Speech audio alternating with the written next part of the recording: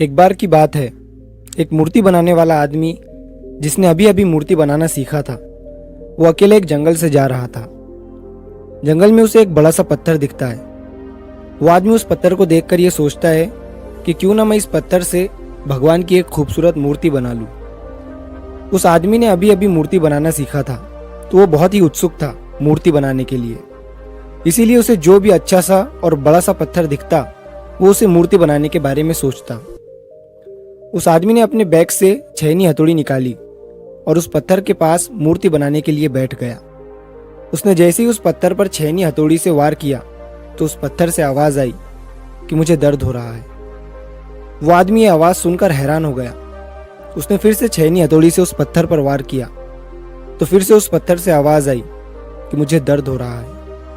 वो आदमी अपना सामान उठाकर वहां से चला गया और उस पत्थर को वहीं छोड़ दिया। थोड़ा आगे जाने के बाद उसे एक और बड़ा सा पत्थर दिखा। उसने फिर से उस पत्थर को मूर्ति बनाने का सोचा और अपना सामान निकालकर उस पत्थर पर वार करने लगा। उस पत्थर को भी दर्द हो रहा था, लेकिन वो पत्थर चुप रहा और दर्द को सहता रहा। थोड़ी देर के बाद उस मूर्ति बनाने वाले ने उस पत्थर से एक खूबसूरत मूर्ति बना दी। मूर्ति बनाने के बाद वो उसे वहीं छोड़कर आगे चला गया।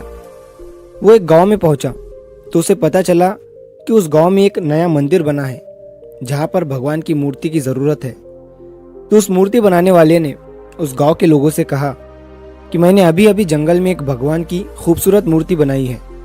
तुम कुछ लोग मिलकर जंगल में जाओ और उस मूर्ति को इस मंदिर में स्थापित कर दो। उस गांव के लोगों ने जंगल में जाकर मूर्ति लाई और उसे मंदिर में स्थापित कर दिया। मूर्ति रखने के बाद गांव के एक आदमी ने कहा कि मूर्ति का इंतजाम तो हो गया, लेकिन अब नारियल फोड़ने के लिए एक बड़े से पत्थर की जरूरत है।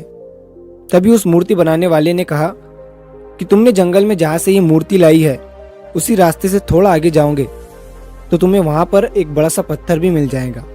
गांव के लोगों ने उस पत्थर को भी लाकर मंदिर में नारियल फोड़ने के लिए रख दिया। एक दिन रात के समय मूर्ति और पत्थर आपस में बात कर रहे थे। पत्थर ने मूर्ति से कहा कि तू कितना खुश है, तेरी लोग पूजा करते हैं, तुझे सजाते हैं, मानते हैं और मुझ पर नारियल फोड़ते हैं। मुझे नारियल की वजह से दर्द होता है। तभी मूर्ति उस पत्थर से बोली, अगर उस दिन तू उस मूर्ति बनाने वाले का वार सहन कर लेता तो आज मेरी जगह तू होता और तेरी जगह मैं।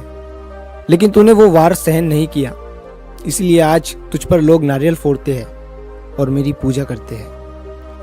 दोस्तों, किसी ने क्या खूब कहा है कि जिंदगी जीना आसान नहीं होता, बिना संघर्ष के कोई महान नहीं होता।